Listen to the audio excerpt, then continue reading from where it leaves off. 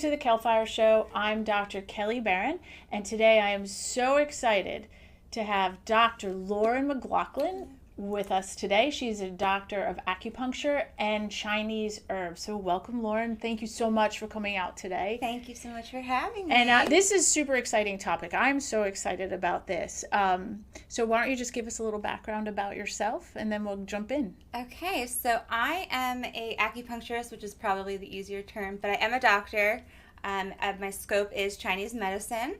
I also do Reiki, and I also trained with a traditional shaman for about 5 years. Oh, wow. Yeah, so I have a lot of, all of my practice is very much wrapped into mind, body, and spirit. I love that. Yeah, it's really fun. I really love that. So in terms of perimenopause and menopause, hormonal imbalances, everything that we go through as women, how does traditional Chinese medicine approach? Okay. So it's really lovely. What I love about Chinese medicine so much is that it is more of a framework. So the details of things, you can kind of take a broader view. So Chinese medicine looks at menopause as a shift, just like a life change. It's actually called the second spring, which I love. Is that from Chinese? Well, yeah, that's like the what they call it in like the. I cannot pronounce the Chinese. Because I know in Japan they call it, and I can't pronounce that one. It's that same concept. Kanepki. I'm gonna get it. Oh, and yeah, no, they have all those cool long. Yeah, same concept. Yeah, so I think of the communities over there way more ingrained with nature, just because I think they're more communal in societies. Not that there's just like a different lens, and this medicine has been in practice for so long that. Thousands of years. Yeah. So it's really kind of kept those concepts of that this time period is like this renewal for women. I think that's such a beautiful, such a beautiful concept. It's what we should be embracing. Yeah. Versus, oh no. Yes. Perimenopause, menopause, my hormones. We should be like, oh no, this is just a rebirth of who we are. Right. That's why I was like so excited when you first told me that your podcast was on, like when I saw it and the name of it, and it was just so fierce. Because that in my mind, I've always kind of like viewed this time frame as like, my wise woman era. Mm-hmm. Like it's kind of like, the crone stage technically, but that's really about power. Right. Like stepping in your power and like your periods, the Chinese medicine, the reason you don't have a period anymore is because like you're preserving all of that creative force, that life force for yourself. So that you're creating. You get to use that for your own projects, for your own sort of whatever it is you want to bring out in the world, your own kind of knowing. I saw someone speak, obviously I don't have any research on this, but it was that crone stage also was we've retained all the energy. It's our creative selves. It's our time for our highest form of self-expression, but also conserving that energy because we as women are the bearers of wisdom to teach the future generations. So we conserve it. Now we just give it outward. Yeah. And not in so much caring, but just expressing all the things that we've been through and our wisdom. Yeah. So that aligns beautifully. Yes. Yeah, because they're really keepers of the tribe, right? Women they definitely carry that. So in terms of traditional Chinese medicine, acupuncture, how is this phase of hormonal transition managed? Okay, so a lot of the, it feels normal, first things first, right? It's considered like a normal phase in life. Yeah. So a lot of what happens is like when I talk about organ systems, just so you know, I'm not talking about literal organs. I'm talking about the energetics. For your listeners. They don't think when I say kidney, I mean like the literal kidney. Right. I mean like the kidney energetics, which is a whole system. It's like the water system. If it's an element, it's water. Also that wisdom, also that your jing, your essence, like that, what you're born with, your genetics. So over time, that has to shift. And whenever we're making a huge shift, our body has to manage it, right? Like it has to be able to do it. So a lot of times what happens is you start to see the yin deficiency in women, which means you're just shifting. Like we're very yin based. It's like yin yang. Yin is women. We start to move into being a little bit more deficient because just like the change in our body, which would be like night sweating or hot flashes will start kind of with that irritability because the heat, you start to get aggravated by heat. That's something that just... That's just so true. That's so true. Yeah. Heat harasses the heart. Like, it's...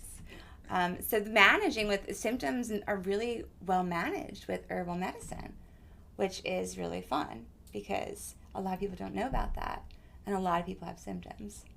No, I know. I was thinking about that it's just so, it's not talked about enough. Yeah. Because right now, obviously, the big buzzword is HRT or bioidentical hormones. Yes. So, is it common to use traditional Chinese medicine to approach the hormone imbalances versus HRT? Is it something that you would choose one or the other? And I know it's individualistic, or something that you could use in conjunction with that? I think this is always a medicine that's good in conjunction with anything. Like all the studies that are, just because the way they're designed, they're often in conjunction with another, treatment therapy, and they're always better and more successful when they're with whatever the conventional medicine is, not necessarily on its own, because they're just harder to measure in studies that way. But yeah, I can't speak exactly to what the hormone replacement therapy. I told you, remember we were talking about that. Right. I did a deep dive, and I was like, whoa, what is this? Right. But I think that if you're working with something that's for instance more like your background, right? So it's like where you do more functional medicine, where you're looking at the numbers. Right. If you're working with somebody that does do a little more functional, I can read it and I can tell you what's up and what's good, but because there's different metrics with the levels for the hormones, I would definitely kind of have the traditional Chinese medicine. I'd be on the side. I don't really want to take over that. That's not my scope. Right, which is really good and more. I just think we have to appreciate that more in physicians, providers, that to work in conjunction, in harmony, versus battling out, well, you're Eastern, you're Western medicine. We can work this together. Yeah. When I was practicing acupuncture, and again, that was from a more functional medicine approach, but I had come across a seminar, some literature, and I had done these series of points on this patient, and I didn't know what to call it, so I called it her mojo. All she would say was I leave, I got my mojo back. Yeah. And something like that in conjunction would be, it's just a really good addition in your toolbox of how to enhance your life and make this phase so much better. Right. And for the benefit of my particular medicine in general is that once you start fixing one thing, everything's changing automatically because you're always tapping into the whole. Right. So when I first started getting acupuncture myself, I was 23. I was I had high blood pressure as a secondary condition of something else I was dealing with. And I didn't want to be on meds. I didn't want to be on, diuretics or this. I was, young. Right. You can be on them your whole life if you're on them. And so I did acupuncture. In 3 months, I was done. But I noticed, my periods are not heavy, or, oh my goodness, my moods is completely different. My sleep's better. And so it completely shifted my baseline of how well I felt. It's just treating you as a whole. Yeah. So getting back to the different cultural ways, because I think this is really important when we look at, I know in this article I read about the way the Japanese approach menopause is, and their symptoms, they're 75% less than what we here in the United States have. And I'm sure the way they approach it and treat it, or support it, I think that's a better word, is completely different, because they probably do dip into herbology, Chinese medicine, acupuncture, but it's mindset too, I think. And, what other cultural, do you see that in your research, that we are by far the society that looks at it negatively?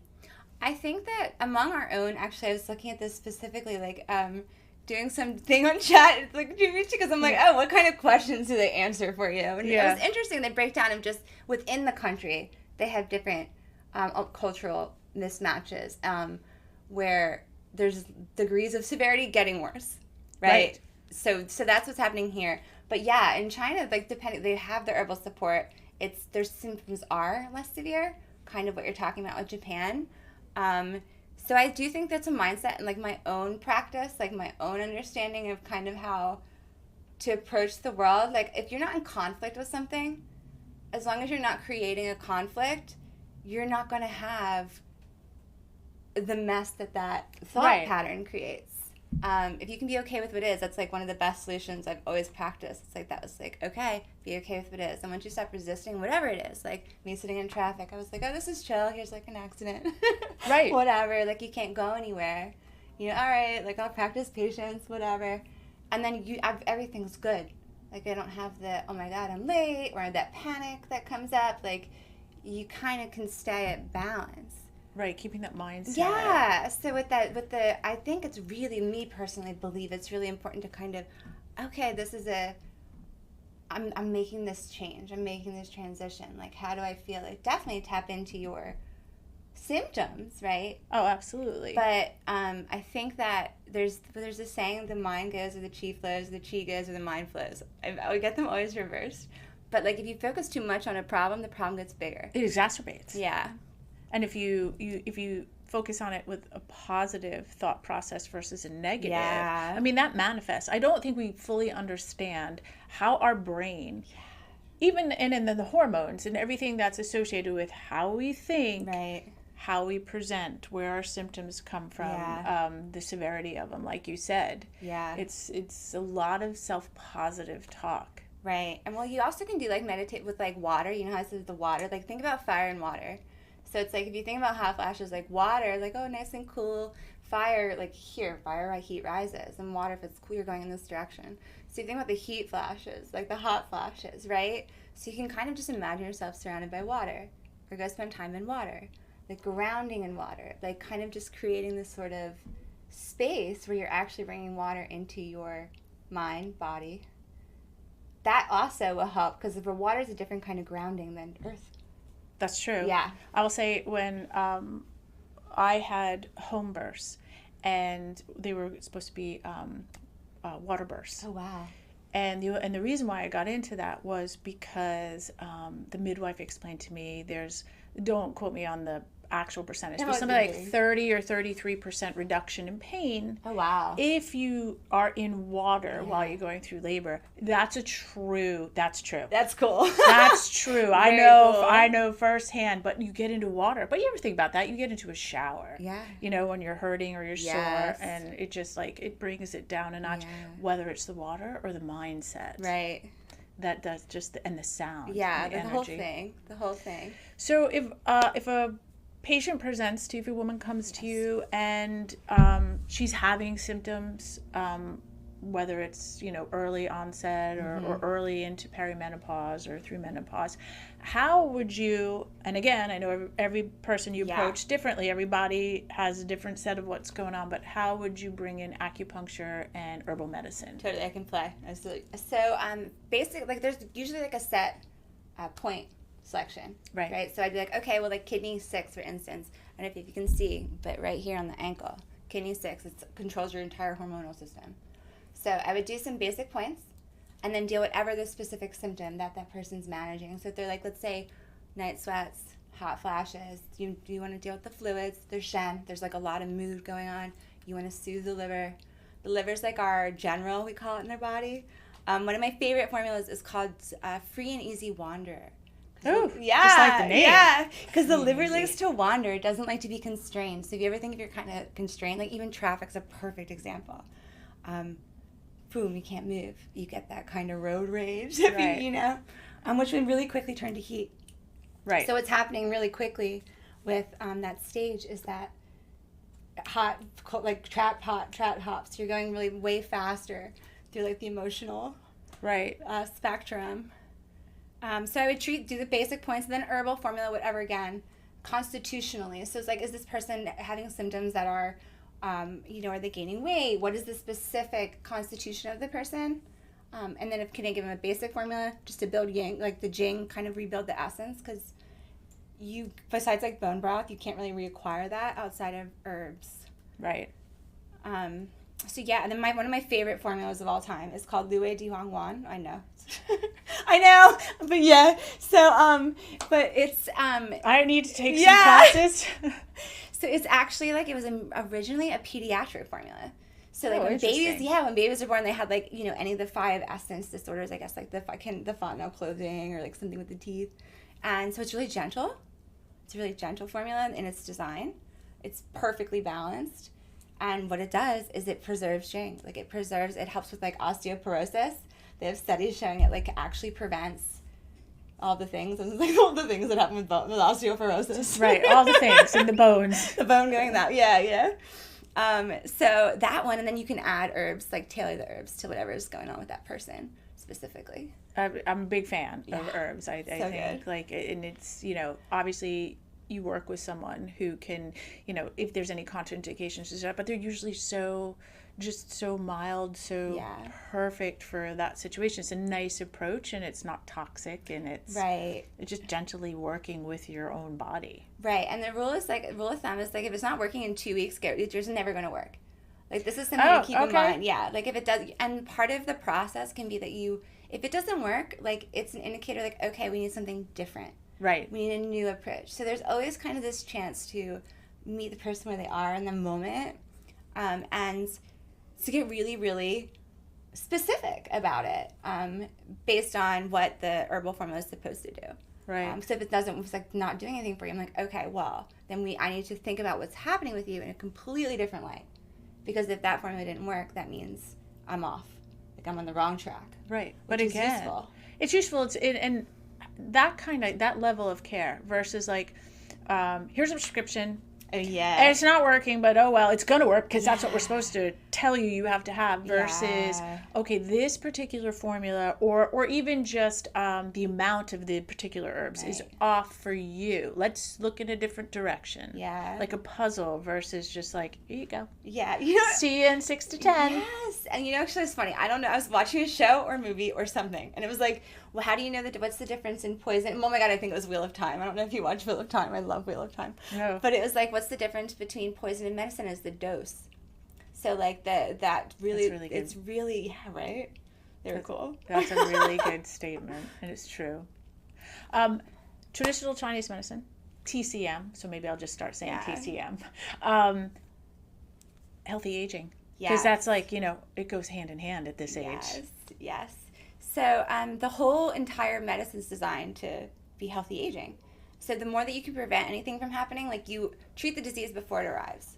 So if you're always kind of focusing on like, what do I need this moment right now? Not putting in things in your body that you don't need because you're not sick yet, but like preserving. Like I will take Lu Wei Di Hung Wan. That particular does anybody else feel like we're talking Star Wars language? I mean, I'm totally talking Chinese. Obi-Wan, Kenobi, whatever.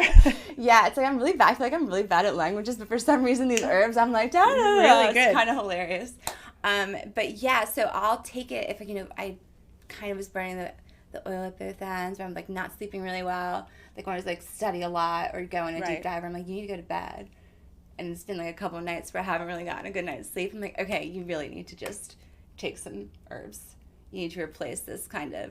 So it's kind of just being mindful of yourself, mindful of not letting any one thing get too far out of balance. Like, okay, there's like one of my favorite herbs is Baha Wan. It's called the Thanksgiving herbs. Like you can take them after you eat too much. Do you just want to do this just because like the names are cool? I mean, they are cool. Yes. But also, like, the names are great, which also puts you in this mindset of this is going to work. Yeah. This is the Thanksgiving. Yes. Oh, I take them, so I know they work. You know? So that's pretty fun. And I think it's important to note, like, just because it's natural or good, like, they do have a way of working. So, for instance, I remember I wanted to try an herb, and it was renshan, which is also ginseng, which in China, there's Chinese ginseng and there's American ginseng. Right. So 2 different herbs. One's cooling, so it's really great during menopause. One's really warm. So which is not so great. Right. I mean, it's good if you need a lot more yang energy, so if someone, like with the metabolism and stuff like that, cold hands and feet, that's the kind of like more. Fire those up. Yeah. But I was like sipping, you know, some tea, I think it was like in class, and by the end of the class I had like a pimple. Like my face was so red from the heat because I'm so sensitive to heat. So it's like that would not be a good fit for me. Right. And yet it's one of like the holier than thou herbs. Right, exactly. So everything's kind of, you got to kind of do what's right for you, and nothing is one size fits all. Not even the golden But I think that's the way medicine should be. Yeah. Not one size fits all. Yeah. Very tailored to the individual. Yeah. What things would you recommend for at home? Goji berries. Goji berries? Yes, goji berries are really, really good. And it's like juhua, but it's chrysanthemum. And I don't know how you can really get them from the teas, like a chrysanthemum tea, like any kind of floral teas. They're really good for clearing the eyes of like any like redness or brightness, kind of brings some brightness. And the goji berries too are good for the eyes, and which is also the yin, which is whenever you're going through the yin deficient phase, you want to add. You're just going to keep replenishing that yin that's decreasing. So that's really good to do at home. Okay. I was like thinking, so I have I brought some teas like Huang Qi is a good one. I think the astragalus, I think, have you seen that at the spot? Yeah. Raspberry, like the kind of, anything red or like purple. Like, raspberry leaf. Yeah. Yeah, so good for women. Yeah. In all phases. All the phases, yeah. Then I think if we had I have a bunch of loose leaf teas, in blends, because it has a twofold. One, it's got its medicinal effects. Right. And the other part is just the act of making and sipping tea itself is so calming. Yeah. Almost like meditation at that point. Let's move on to needles. Needles. Okay, do you want to see them? I brought one so you can look at it and not be afraid. Sure. Okay, they're really small. So, I was thinking about, I was talking to my mom the other day, and she was talking about... I love needles. Yeah. It's like using... Not big ones. I love needles. So this is one that might go into the face. So you can use... acupuncture can be used to help with, natural alternatives to Botox and, wrinkles and things like that. I'm going to show you how small this is. Put it in my body real quick for you. This is Sandgel 5. So really easy. It didn't even... Not even a thing. And I would never do that to another person because my hands would be clean. And be laying down. All OSHA rules. Clean needle techniques, people. Yeah. Yes, clean needle. But do you find that you do that often for women? Any kind of beauty points or treatments? Oh, yeah. So the whole face, it's this is a beauty point right here. Lifts it. I think its name is something. I don't know that Chinese word. But here, and you lift it up, the whole face is about, they're all beauty points. And it's all about brightening, because of all the yang channels meet in your face.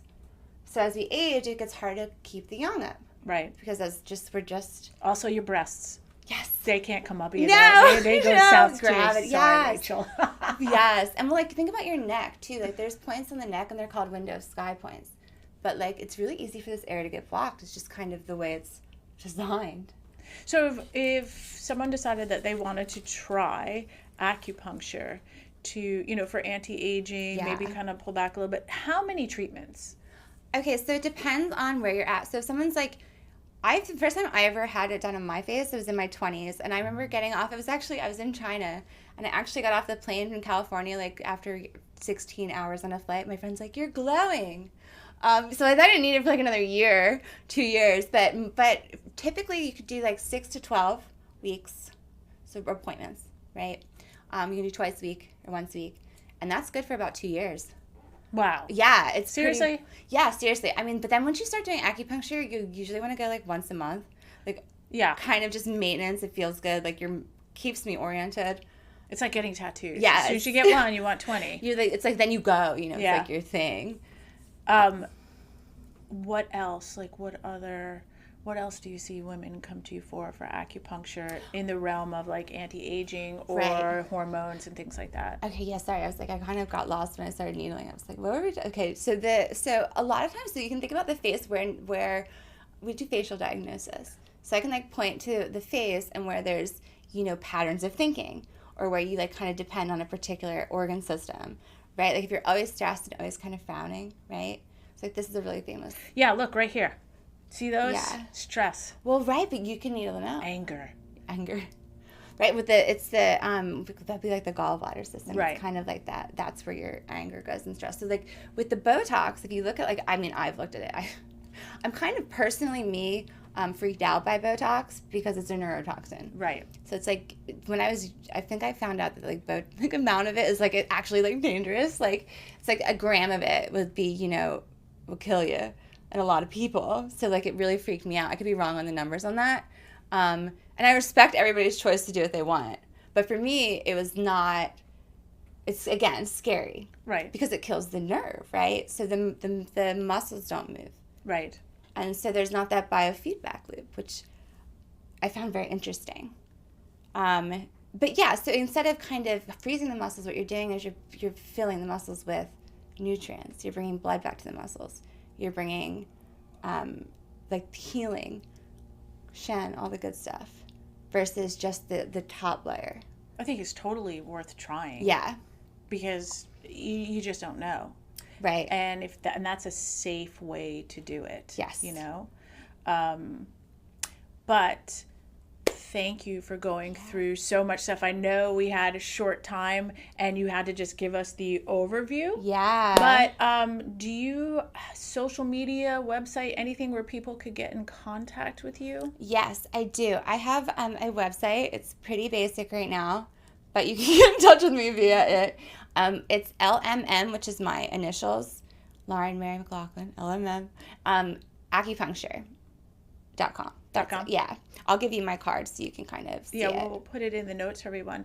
I always ask a particular question of every guest for the Kel Fire Show playlist. What would be a song that you would put as like your theme song for your journey? Yeah. Silver Lining by First Aid Kit. We're going to put that on the playlist. It's the most so fun. Eclectic playlist, but I will put that on there. Okay. And then Sounds we'll put good. it in the notes for that. And then anything else that you want to impart? Any last wisdom in like mindset or? You got this. Be here now. That's all you can do. Be here now. Be in the present. Yeah. Thank you so much, Lauren, for coming on. Everybody, go find Lauren's website. We'll put it in the notes. She's such a wealth of knowledge, and we really only gave her like so little time to get this out. So we'll have to do it again and get a little deeper. But thank you all again. If you love what you're listening to, you can find us on Spotify, Amazon, Apple, YouTube, all the things. And again, Lauren, thank you so much for coming on.